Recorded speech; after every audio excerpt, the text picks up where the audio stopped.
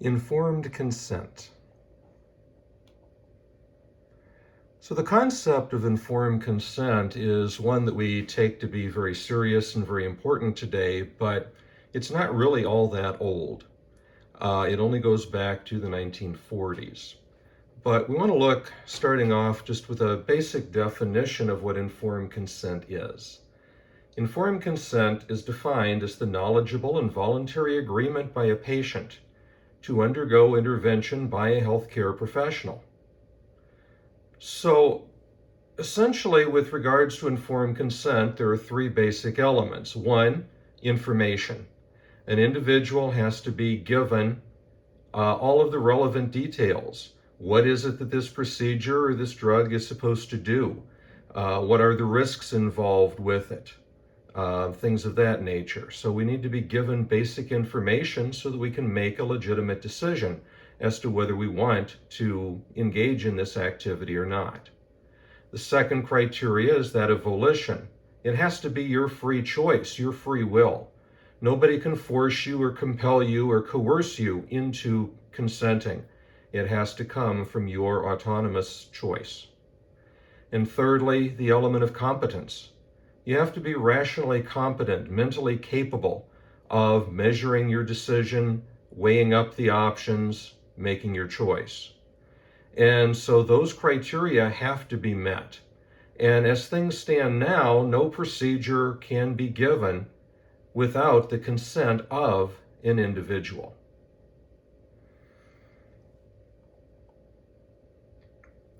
Now, the concept of informed consent, as I said, is very important to us today, but it's something that really only goes back to the 1940s.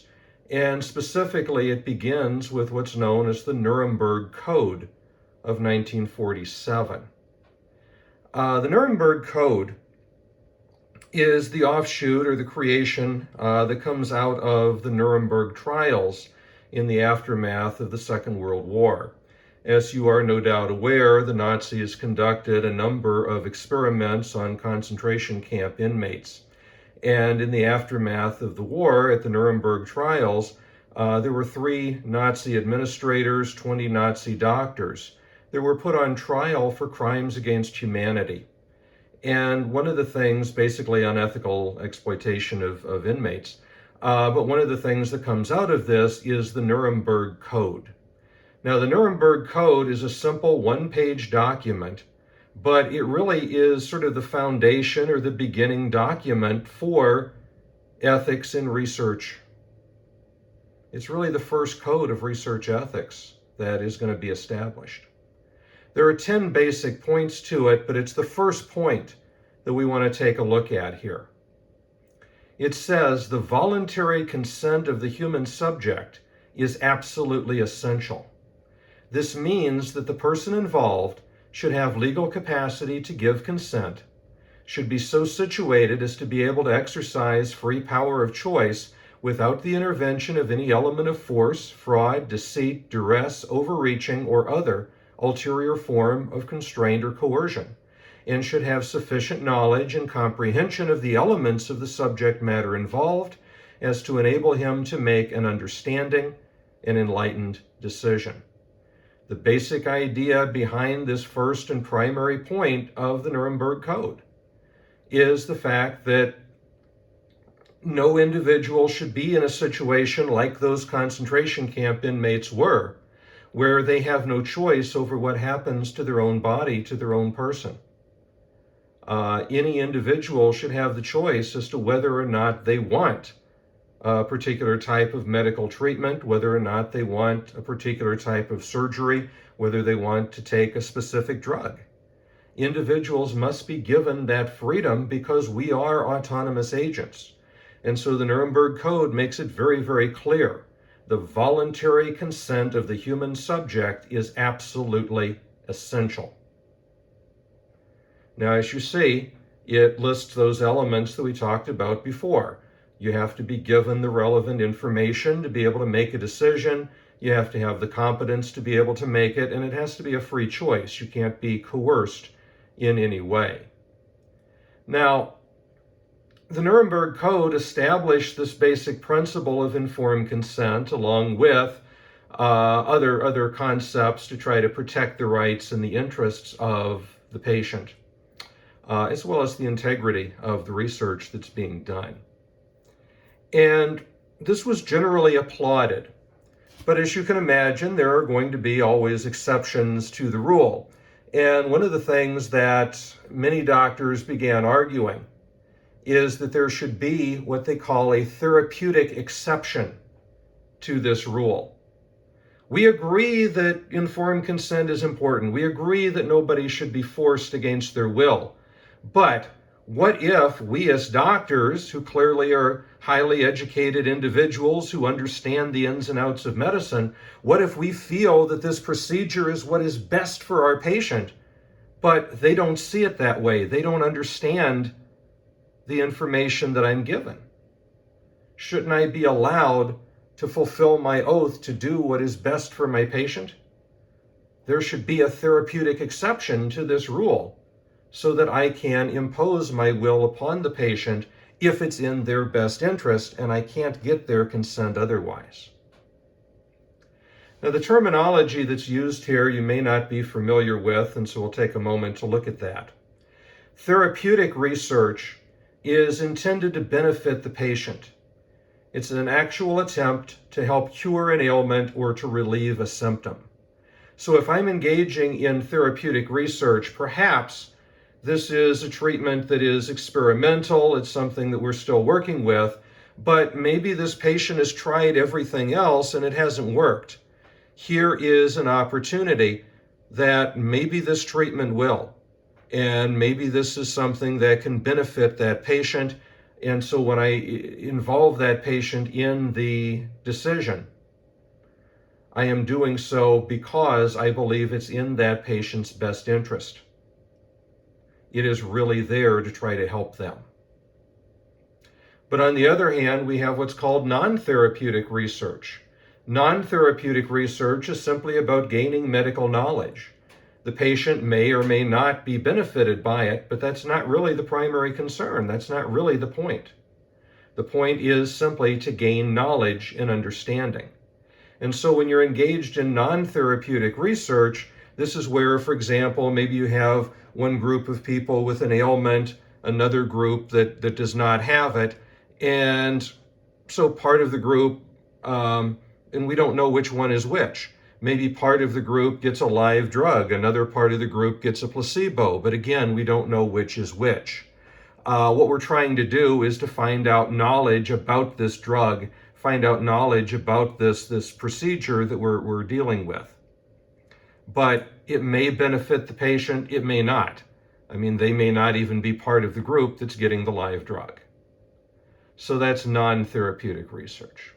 Anyway, the doctors had argued that when it comes to non-therapeutic research, of course, the consent of the subject is absolutely essential. But when it came to therapeutic research, we should try to get their consent. But if we can't get their consent, then perhaps we should be allowed to operate without it if we firmly believe that it is in the best interest of the patient, if it's the only thing that's going to work. And so the number of doctors that began arguing that point through the 40s and 50s is going to lead to a big meeting that takes place in Finland that is going to draft a new code, which is called the Declaration of Helsinki. The Declaration of Helsinki is enacted in 1964. It's been amended several times since then. But the World Medical Association puts this forward. Now, it doesn't actually change the findings of the Nuremberg Code. What it does is to expand upon them.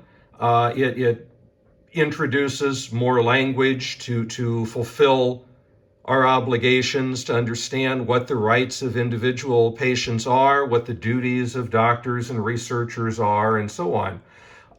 And it is a much longer document. In fact, the section dealing with informed consent is as long, if not longer, than the original Nuremberg Code was. But one of the things that comes out of this and what's relevant to us is the fact that at the Declaration, or in the Declaration of Helsinki, the therapeutic exception will be upheld, but it will be upheld on a very limited basis. Essentially, if a patient is in a situation where it's life or death, this person has to be treated now, or this individual is going to die. This person has to be treated now, or they're going to have loss of limb. Well, still, even under those circumstances, we should get the consent of that patient. But if that patient is someone who has been perhaps knocked insensible, unconscious, you can't revive them without putting them in greater danger to be able to ask them whether they consent to this or not. And so we have this rule that comes into play through the Declaration of Helsinki called presumed consent.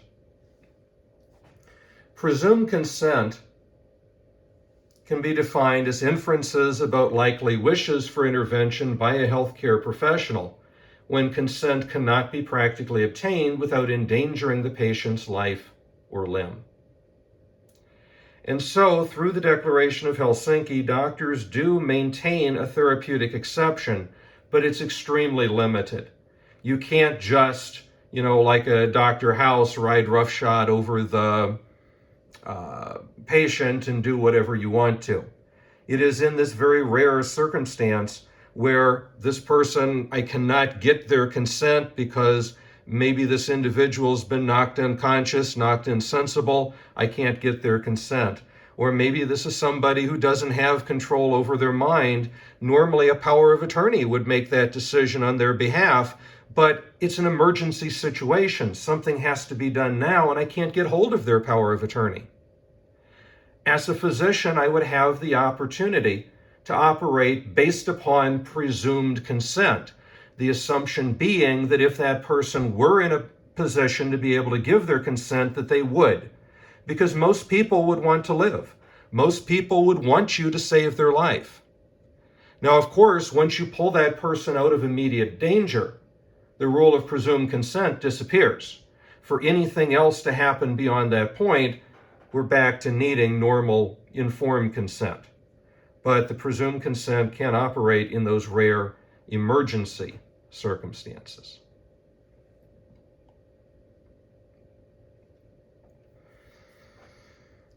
The concept of informed consent is going to get further clarification, at least within the United States, in a court case called Canterbury versus Spence. Within the case of Canterbury versus Spence, the judge is going to enact what basically is now known as the disclosure doctrine.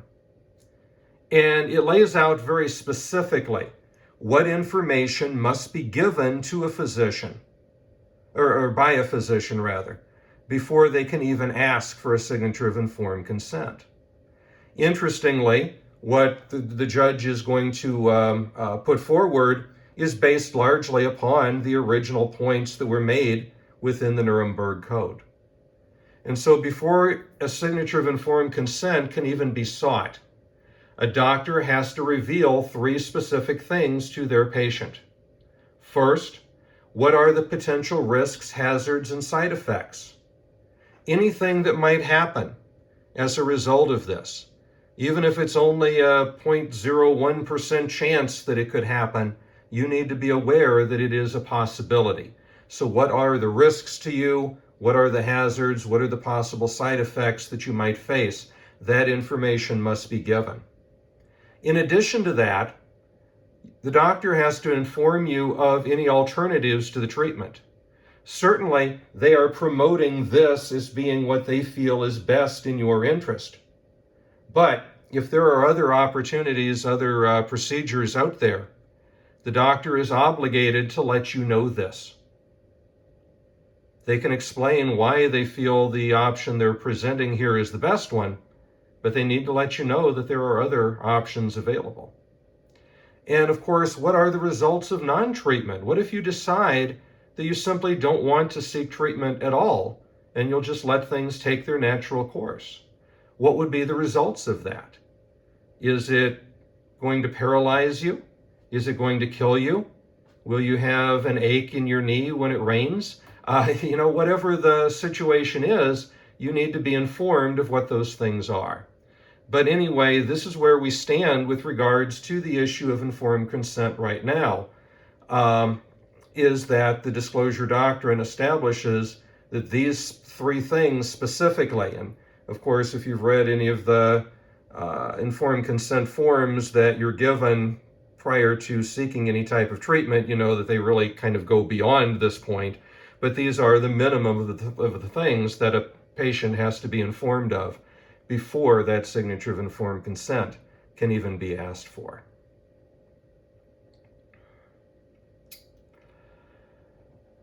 One of the issues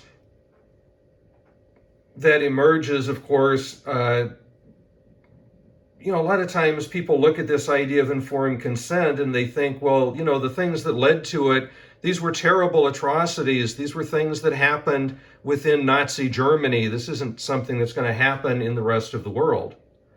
But the types of issues that we're dealing with here are certainly problems in all aspects, in all areas around the world, including the United States.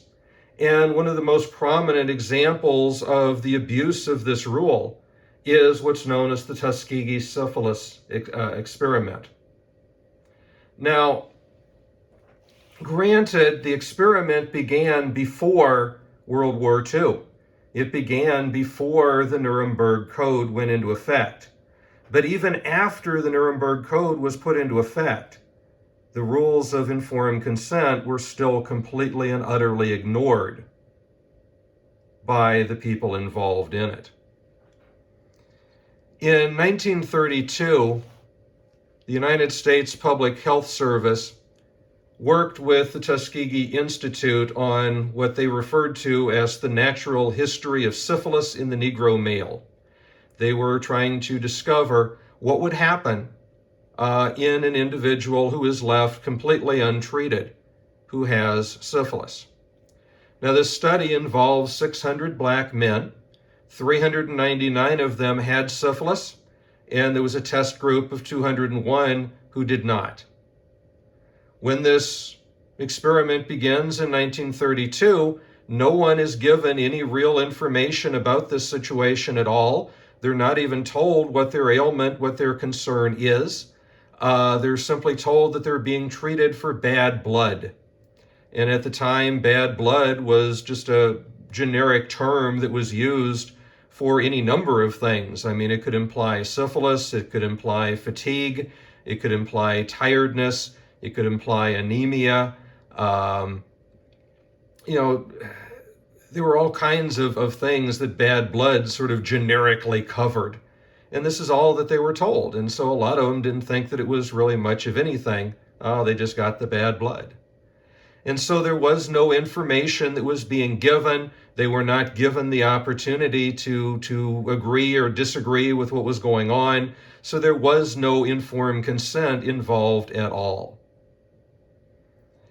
We could also potentially question the issue of volition as well, for the simple reason that in exchange for their participation, these individuals got free medical exams, free meals, and free burial insurance. Now, if you think about it, these are individuals who are rural sharecroppers, people who are very poor, who wouldn't perhaps have the opportunity to go out and seek medical care, people who maybe are not able to buy insurance, things like that. And so they're being offered, simply for participating in this experiment, these things that, they would perceive as being great benefits. And so maybe there's a really great inducement to them for something that they think is going to be nothing really to worry about. But yet, of course, it's syphilis being left untreated has many serious side effects, many serious problems, not only for the men involved, but also for their families. And so it is clearly a violation of informed consent. But of course, in 1932, the rule of informed consent hadn't been established yet.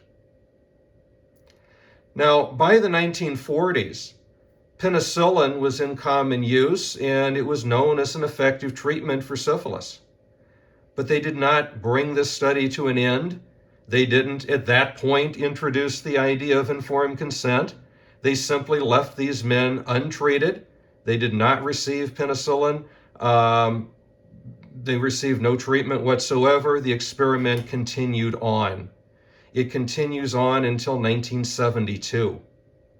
And even after the Nuremberg Code in 1947 went into effect, they still didn't go back and recognize that there is clearly a violation of informed consent here, that we need to involve these men in making these choices, in making these decisions. And so this study lasted for a full 40 years, basically from 1932 to 1972. In 1972, there was a review panel that came forward, and they found that this experiment was ethically unjustified, claiming that there was simply too much risk to the life of the men involved for very little outcome. There's not much that we're gaining from this experiment. There's not much knowledge that we're getting that we hadn't already known. But yet we're putting so many people at risk because of it. And so shortly after this panel review was found, about a month later, the study was officially brought to an end. And at that point, the health department required the survivors to be given full treatment. Their spouses were later also included in this, their families, but they were to be treated a little too late in some cases, but some of them did manage to survive. The last surviving member of the study died in 2004. So anyway, the Tuskegee study is something that really stands out as being one of America's greatest violations of human rights, one of the greatest violations of informed consent that we have. And so if you get an opportunity, I'd like to recommend to you that you watch a film called Miss Evers' Boys. Miss Evers' Boys stars Alfre Woodard and Lawrence Fishburne, and it really covers the whole scope of the Tuskegee trial. And so you really get to pull yourself in through this movie. It's very well acted. It's very factual. And I think that it will really help you to understand what was going on, how the people involved in that study felt, how nurses like Miss Evers were essentially even coerced or misled into their participation in this study. And so she herself, ends up engaging in the act and then, finding out later what was going on and being upset by it herself. She wants to tell these people. She wants to get them the treatment that they need, but she's not allowed to. The doctors keep overriding her. And of course, when the trial and the aftermath of this comes, she is going to be one of the people who testifies in front of Congress. So anyway, it's called Miss Evers' Boys, and I would recommend that you watch that if you really want to get a good understanding of the Tuskegee experiments.